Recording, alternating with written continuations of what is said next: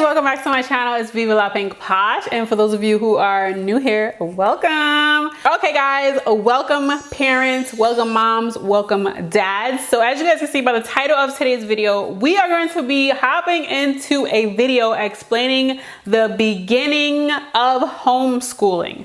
So I'm actually going to make this video a series where I'm going to be giving you guys tips and tricks on homeschooling. If you guys are not aware and you don't follow me on Instagram, I do homeschool my two children. I have a 14-year-old and I also have a 5-year-old. The 5-year-old is going to 1st grade and my 14-year-old is in the 9th grade, and this is my 3rd year of homeschooling. I just want to let you guys know, when I first started homeschooling, I did everything on my own. I learned on my own. I can say that joining Facebook homeschooling groups, they do help a lot. But all of this is trial and error. We go through trials and errors and we just learn from that. So I'm here to make these type of videos to help you guys on your homeschooling journey, to make it easier for you guys. Obviously, you're watching this video to get some information on homeschooling. I just want you guys to know that you are not alone in wanting to pull your child out of school and homeschool them. There are over 2.5 million parents in the United States who are currently homeschooling their children. So no, you are not alone. And of course, in 2020, that number went up because of coronavirus. So in this video, I'm going to be giving you guys a few tips for beginning your homeschooling journey. So the first thing you are going to do to start homeschooling your child is you are going to have to provide a notice of intent. The letter of intent is going to be written to your school district superintendent, and this letter is just to let them know that you're going to be homeschooling your child or children. Once the school district receives your letter, they're going to send you back a letter. This letter is also going to feature a packet with your state's homeschool regulations. Every state is different. I'm in the New York state. So every state is different, and they're going to send you a packet with your homeschooling laws. And on top of that packet, they're also going to ask for a IHIP. So the IHIP is the Individualized Home Instruction Plan. So this is going to be the curriculum for your child. And yes, you are going to have to write this. You're going to do it. Of course, in the description, I'll also include a link for you guys of a sample, but this sample is going to be for my state. I'll try to find one that can be used for any state. So now that I got your attention, please go ahead and subscribe to my channel and become a part of the notification gang by hitting that button.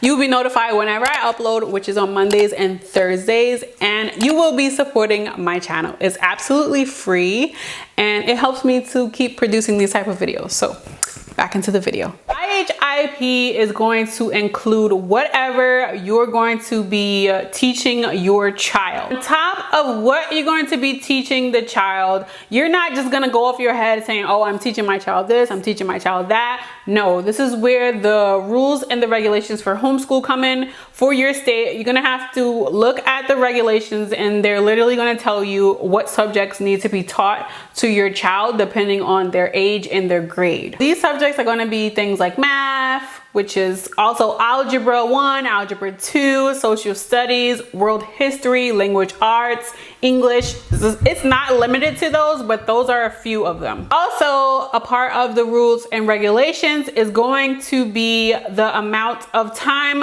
that your child is going to have to spend doing homeschooling. So when you homeschool, you don't go by, oh, your child starts in September and ends in June. No, when you're homeschooling, we go according to hours. So for Penelope, she's in the 1st grade. Her hours is 900 hours for the school year. And for Skyla, she's in the 9th grade, so her hours are 990 hours. So once you have sent in your IHIP, so you're going to get a letter of acceptance. This could be via mail or via email. I'm on email. Like, I send everything to the school district via email, and they reply back to me email.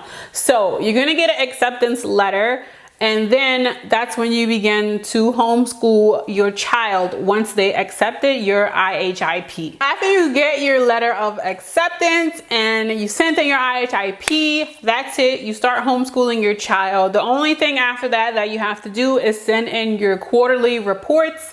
This is going to be a report that you send in stating what subjects and how much of the percentage was covered of your homeschooling. Also, I want to keep in mind that you have to keep track of attendance. Like I said, in homeschooling, we don't go according to days, we go according to hours. So you want to keep track of every day that your child has done homeschool. You are allowed days off. There are no rules as to when you start or when you can end.